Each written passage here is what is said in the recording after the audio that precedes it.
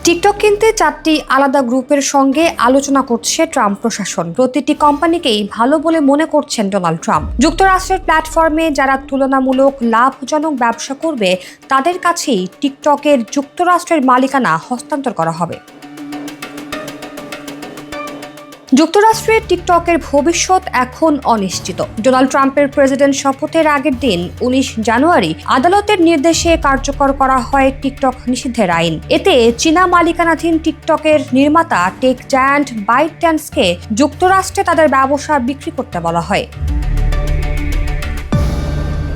Biden প্রশাসনের দাবি ছিল চীন সরকারের কাছে যুক্তরাষ্ট্রের ব্যবহারকারীদের তথ্য বিক্রি করছিল টিকটক। এতে জাতীয় নিরাপত্তায় হুমকি বিবেচনায় যুক্তরাষ্ট্রে তাদের ব্যবসা চালু রাখতে হলে প্ল্যাটফর্মটির মালিকানা যুক্তরাষ্ট্রের কাছে হস্তান্তরের নির্দেশ দেওয়া হয়। এমন অবস্থায় 20 জানুয়ারি প্রেসিডেন্ট হিসেবে দায়িত্ব নেওয়ার পরই নির্বাহী আদেশে আইনটির প্রয়োগের 75 দিন পিছিয়ে দেওয়ার নির্দেশ দেন ট্রাম্প। এর ফলে তাৎক্ষণিকভাবে ফের যুক্তরাষ্ট্রে চালু হয় টিকটকের কার্যক্রম।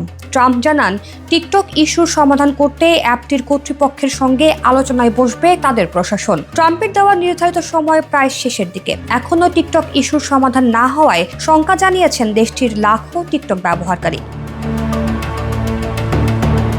অ্যাপটি নিয়ে শীঘ্রই কোনো চুক্তি হতে পারে কিনা এমন প্রশ্নের উত্তরে এয়ারফোর্স ওয়ানে সাংবাদিকদের ট্রাম্প বলেন, এটা হতে পারে। আমরা 4টি আলাদা গ্রুপের সঙ্গে আলোচনা করছি এবং অনেকেই এটি কিনতে আগ্রহী। 4টি গ্রুপই ভালো। টিকটক এবং বাইটড্যান্স কর্তৃপক্ষ এখনও যুক্তরাষ্ট্রের প্ল্যাটফর্মে অ্যাপ মালিকানা হস্তান্তর নিয়ে কোনো মন্তব্য করেনি। বিশ্লেষকরা অনুমান করছেন টিকটকের মূল্য প্রায় $50 বিলিয়ন হতে পারে। এটির মালিকানা কেবল কোনো ধনকুবের এবং প্রযুক্তি কোম্পানি কিনতে পারবে। কাজেই ট্রাম্পের ঘনিষ্ঠ বন্ধু ইলন মাস্কের টিকটকের প্রতি আগ্রহ নজরে এসেছে বিশ্লেষকদের। তবে বিশ্বের অন্যতম জনপ্রিয় ভিডিও শেয়ারিং প্ল্যাটফর্মটির মালিকানা অর্জনের ক্ষেত্রে মাস্ক ছাড়াও ব্যাপক বিনিয়োগকারী প্রযুক্তি ও বিনোদন জগতের ব্যক্তিত্বদের আকৃষ্ট করেছে। এর মধ্যে সাবেক লস অ্যাঞ্জেলসের ডজার্স মালিক ফ্র্যাঙ্ক ম্যাকফোর্ডও এই দ্রুত বর্ধনশীল ব্যবসায় আগ্রহ দেখিয়েছেন। অন্যান্য বিডারের মধ্যে রয়েছে প্রযুক্তি উদ্যোক্তা জেসি টিনসলির নেতৃত্বাধীন বিনিয়োগকারীদের একটি দল। এ দলে আছেন ইউটিউব তারকা মিস্টার বিস্ট এবং ওয়াইমিংয়ের উদ্যোক্তা রিড রাসনার।